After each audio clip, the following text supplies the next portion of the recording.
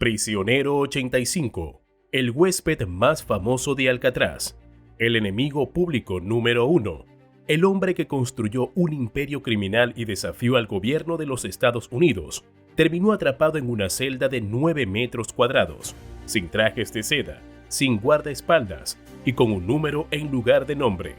El prisionero 85.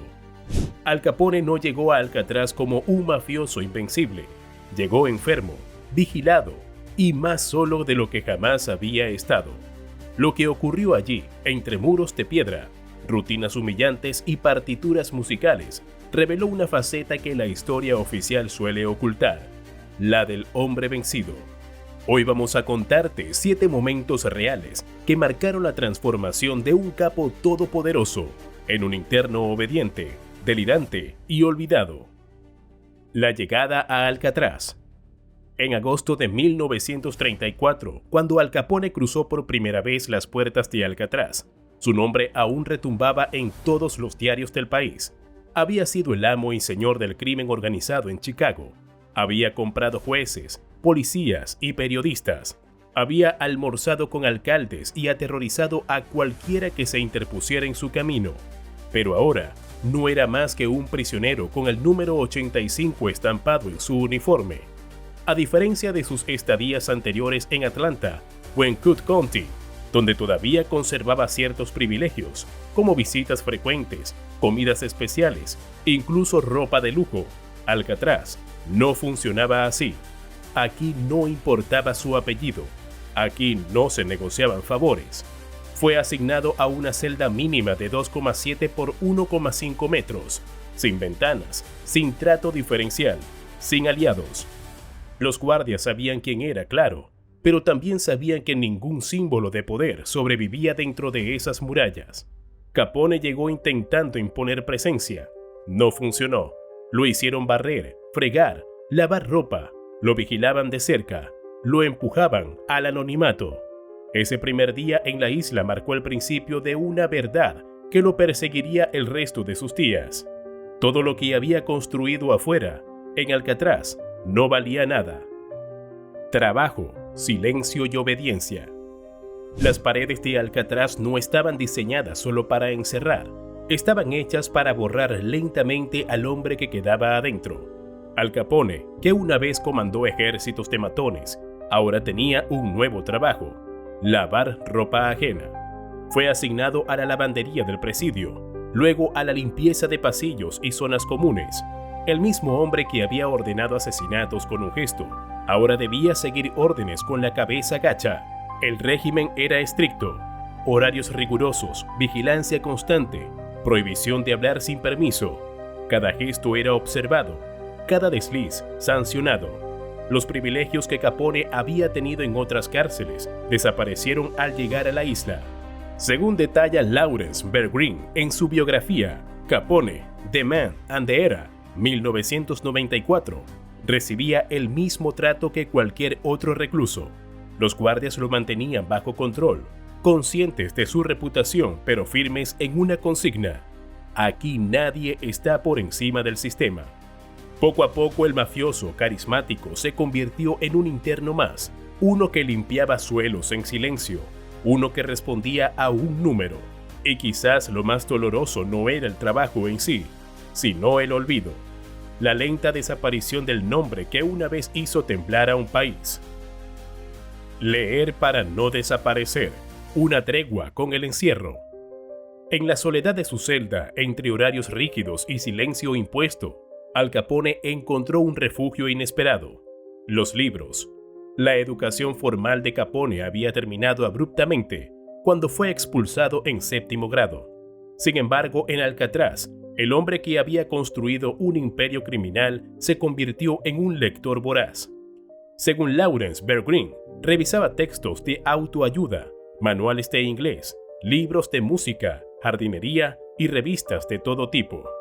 Un título destaca entre todos: Life Begins at 40, un bestseller de 1932 que prometía una vida más plena después de la madurez. Capone tenía 36 años cuando lo leyó. Esa elección no parece casual. En un lugar donde todo le había sido quitado: el poder, la voz, la imagen. Ese libro le ofrecía una promesa, que aún no era tarde.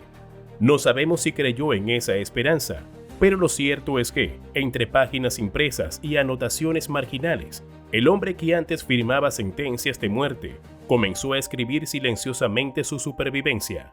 Quizás no podía cambiar su historia, pero al menos entre libros podía soñar con entenderla. El concierto interior de Capone. Aquel que una vez dirigió los negocios del bajo mundo de Chicago, ahora quería dirigir una banda. En Alcatraz, Capone pasó de ser el jefe temido a convertirse en un prisionero más que pedía permiso para tocar música. Durante meses insistió, hasta que el alcaide cedió. Se le permitió formar parte de un pequeño conjunto musical de internos, con prácticas limitadas a 20 minutos por día. Eligió el banjo. No tenía formación previa ni estudios musicales, pero aprendió desde cero, con paciencia. Más tarde cambiaría su instrumento por una mandola, una versión más grande y grave, que algunos dicen usó incluso para defenderse en una pelea.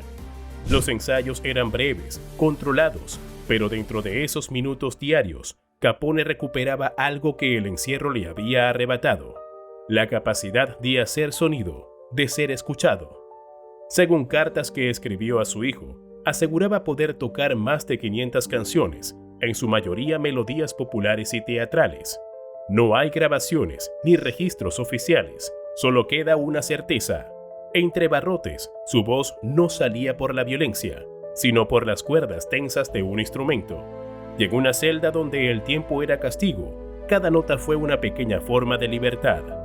El declive físico y mental, Capone contra su propia mente. Mientras intentaba mantener la compostura tras las rejas, algo mucho más profundo comenzaba a desmoronarse en silencio: su mente. Capone había contraído sífilis muchos años antes, durante sus días como joven gángster en Chicago. Nunca la trató, nunca se preocupó. El cuerpo aguantó, pero la enfermedad no perdonó. Al llegar a Alcatraz, los síntomas ya eran visibles: dolores de cabeza, confusión, episodios de agresividad y, lo peor, una progresiva pérdida de contacto con la realidad. Los médicos de la prisión intentaron un tratamiento desesperado: inyectarle malaria. La idea era elevar su temperatura corporal hasta niveles extremos para intentar matar la bacteria de la sífilis, pero no funcionó y casi lo mata. Poco a poco, Capone empezó a perder el juicio. Tenía momentos de lucidez intercalados con delirios, lagunas mentales y crisis de ansiedad. Algunos internos decían haberlo visto hablando solo. Otros aseguraban que no podía recordar conversaciones enteras minutos después. Ya no era el estratega brillante de los años 20. Era un hombre perseguido por su propio cerebro, por los efectos de una enfermedad que se le había metido en la sangre y en el alma. Para muchos, su locura fue el castigo final, no dictado por un juez ni por un jurado, sino por su propia biología, por el olvido que nace adentro, por la sombra que, esta vez, no se podía sobornar. El final del gángster. Cuando Al Capone fue liberado de Alcatraz en 1939, ya no era el hombre que había entrado 5 años después, ni en cuerpo ni en espíritu. Pasó sus últimos meses de condena en hospitales penitenciarios, entre tratamientos, medicamentos y recaídas. Ya no escribía, ya no dirigía, apenas hablaba con coherencia. Sus conexiones, sus enemigos, su organización, todo había seguido adelante sin él. La mafia de Chicago tenía nuevos líderes. Los que alguna vez lo temieron ahora lo ignoraban. Ya no era útil, ya no era peligroso, solo era un símbolo roto. Se instaló finalmente en su mansión de Palm Island, Florida. Allí, entre paseos breves, juegos de cartas y visitas esporádicas, pasó sus últimos años flotando entre la lucidez y el delirio. Su familia lo cuidaba, pero también lo evitaba. Cuando murió en enero de 1947, a los 48 años, su certificado de defunción no decía empresario ni jefe criminal. Decía simplemente, ocupación, retirado. Y quizás ese fue el veredicto final, no la condena por evasión de impuestos, no los titulares ni la prisión, sino el olvido. Un silencio lento, gris, definitivo, que convirtió al hombre más temido de Estados Unidos en una sombra que ya nadie necesitaba recordar. La canción para su esposa, Madonna Mía. En medio de la oscuridad, Al Capone dejó algo más que silencios, golpes o condenas. Dejó una canción. Durante sus años en Alcatraz, mientras la sífilis comenzaba a borrar partes de su memoria, Capone compuso una pieza musical. La tituló Madonna Mía. Era una canción dedicada a su esposa, Mae, la mujer que había estado a su lado incluso en los peores momentos. Una balada sencilla, melancólica, escrita desde la reclusión, el remordimiento o tal vez la necesidad desesperada de seguir siendo alguien para alguien. No hay grabaciones de Capone interpretándola, pero el manuscrito existe y sus letras hablan de amor eterno, de perdón, de devoción. Palabras que nunca se habían asociado al hombre que dominó las calles con sangre y dinero.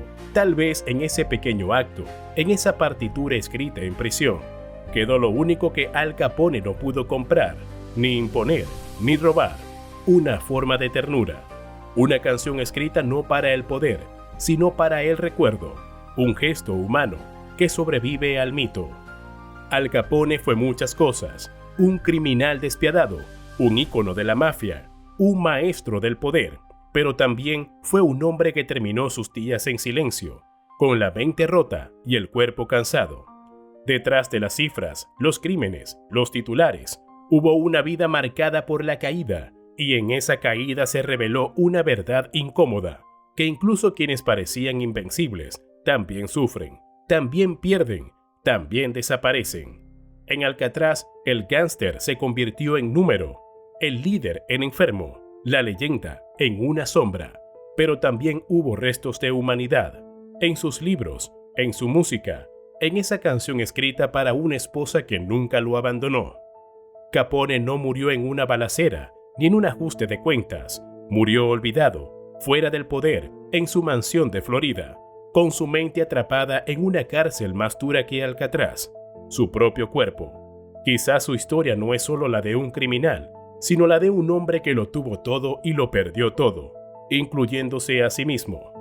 Si este video te hizo ver a Al Capone de una manera diferente, suscríbete al canal, activa la campana y déjanos tu opinión en los comentarios, porque detrás de cada mito siempre hay una historia que merece ser contada, completa.